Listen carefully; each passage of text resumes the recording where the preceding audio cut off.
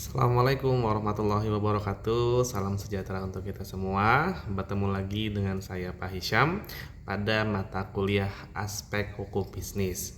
Minggu lalu kita sudah membahas materi tentang sistem hukum di Indonesia, pengertian hukumnya seperti apa. Minggu ini kita akan bahas materi tentang aspek hukum bisnis yang pertama, yaitu tentang hukum kebendaan. Seperti apa materinya? Yuk kita bahas. Berikut adalah capaian akhir yang diperoleh mahasiswa setelah menonton dan juga mempelajari materi hukum kebendaan. Yang pertama, mahasiswa mampu mengidentifikasi hukum kebendaan secara tepat. Kemudian yang kedua, mahasiswa mampu menganalisis konsep hukum kebendaan dalam KUH Perdata.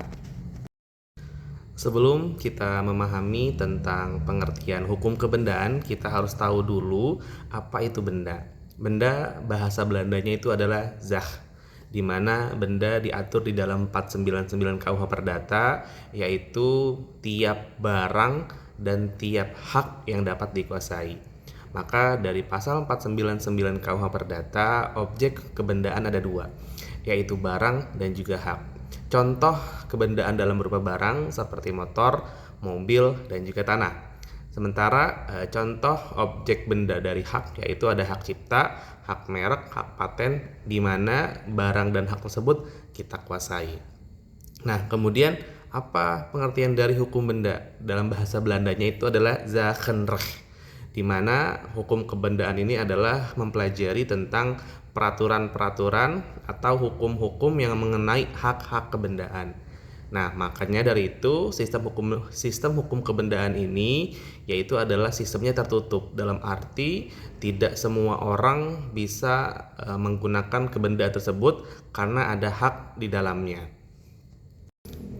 Adapun jenis benda diatur di dalam pasal 504, di mana di pasal 504 KUH Perdata dijelaskan bahwa benda terbagi kepada dua macam, yaitu ada benda bergerak dan juga benda tidak bergerak. Kalau benda bergerak itu karena sifatnya seperti motor dan mobil, di mana motor dan mobil bisa berpindah dari satu tempat ke tempat lain, maka benda tersebut termasuk kategori benda bergerak.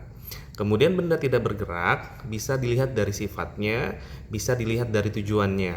Adapun seperti sifatnya yaitu adalah tanah. Tanah termasuk kategori benda tidak bergerak karena tidak bisa pindah dari satu tempat ke tempat lain. Ataupun di atas tanah berdiri rumah, berdiri pabrik, berdiri kebun. Maka rumah, kebun, perusahaan atau pabrik itu termasuk kategori benda tidak bergerak yang diatur di dalam pasal 504. Jenis benda berikutnya yaitu ada benda berwujud dan juga ada benda tidak berwujud. Di mana benda berwujud yaitu benda yang dapat diraba, sementara benda tidak berwujud yaitu benda yang tidak dapat diraba. Contoh dari benda berwujud, benda yang dapat diraba yaitu seperti tadi, ada motor, ada mobil, ada tanah, ada rumah. Kemudian benda tidak berwujud atau benda yang tidak dapat diraba, contohnya seperti hak kebendaan, hak cipta, hak merek, dan juga hak paten. Kemudian ada benda habis pakai dan juga ada benda tidak habis pakai, di mana benda habis pakai ini adalah benda yang wujudnya hilang setelah digunakan. Kemudian benda tidak habis dipakai yaitu benda yang wujudnya tidak hilang setelah digunakan. Contohnya benda habis pakai, pulpen. Pulpen ketika dipakai maka akan habis, maka setelah habis tidak dapat digunakan kembali. Kemudian benda tidak habis dipakai dalam arti barang tersebut, benda tersebut dipakai setiap hari itu tidak akan habis. Contohnya ada bangku, ada meja, dan segala macam. Kemudian ada benda dapat dibagi, kemudian ada benda tidak dapat dibagi. Adapun benda dapat dibagi yaitu jika benda itu dibagi tidak akan menghilangkan wujud benda itu. Misalkan saya punya beras 1 kilo, saya bagi sama orang 500 gram, maka benda tersebut tidak hilang, masih ada sama-sama 500 gram. Sementara benda tidak dapat dibagi, jika dibagi benda tersebut maka wujudnya akan hilang. Contohnya saya punya seekor sapi yang masih hidup, kemudian saya bagi belah dua, otomatis sapi tersebut meninggal, maka itu termasuk kategori benda yang tidak dapat dibagi. Dari jenis benda tadi, baik benda bergerak maupun benda tidak bergerak, kita bisa lihat perbedaannya dari berbagai aspek. Kita lihat dari aspek yang pertama, yaitu aspek levering, yaitu adalah aspek penyerahan. Di mana aspek levering untuk benda bergerak, yaitu penyerahan penguasaan nyata atas benda dan sekaligus penyerahan yuridis. Dalam arti ketika kita memiliki barang atau benda seperti motor, mobil, yang dimana itu benda bergerak, maka penyerahannya itu adalah bendanya secara langsung diserahkan dan juga secara yuridis, yaitu STNK, BPKB diserahkan secara langsung. Kemudian benda tidak bergerak dari aspek leveringnya yaitu adalah penyerahan nyatanya sesuai kebiasaan.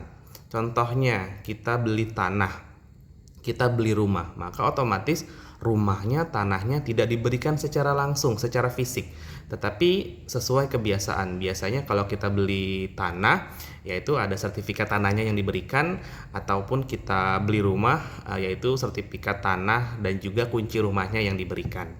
Maka itu perbedaan aspek levering baik dari benda bergerak maupun benda tidak bergerak. Kemudian ada aspek bezuaring, di mana aspek bezuaring ini adalah aspek jaminan. Baik dari benda bergerak maupun benda tidak bergerak sama-sama bisa dijaminkan. Kalau benda bergerak itu jaminannya seperti gadai dan juga fidusia, sementara benda tidak bergerak jaminannya berupa hipotek dan juga hak tanggungan. Lalu ada aspek bezit. Aspek bezit ini adalah aspek kepemilikan. Kalau benda bergerak seperti motor, seperti mobil, itu bisa jadi memang milik dia secara penuh gitu. Kalau memang tidak disewakan. Tetapi kalau benda tidak bergerak belum tentu pemiliknya. Misalkan ada seorang ngontrak di rumah, maka secara kepemilikan itu belum tentu milik dia. Nah, lalu ada aspek perjaring. Aspek perjaring ini adalah aspek kadaluarsa atau masa berlaku. Nah, kalau benda bergerak tidak mengenal adanya masa berlaku atau daluarsa, sementara kalau benda tidak bergerak itu mengenal daluarsa. Contohnya tadi ketika seseorang menyewa rumah atau ngontrak, maka ada masa berlakunya. Berapa lama ngontraknya? 1 tahun atau 1 bulan. Ketika lewat dari 1 tahun atau 1 bulan, maka otomatis orang yang mengontrak tersebut harus keluar dari rumah itu. Begitu teman-teman penjelasan mengenai hukum kebendaan. Semoga dapat dimengerti dan dapat dipahami. Terima kasih.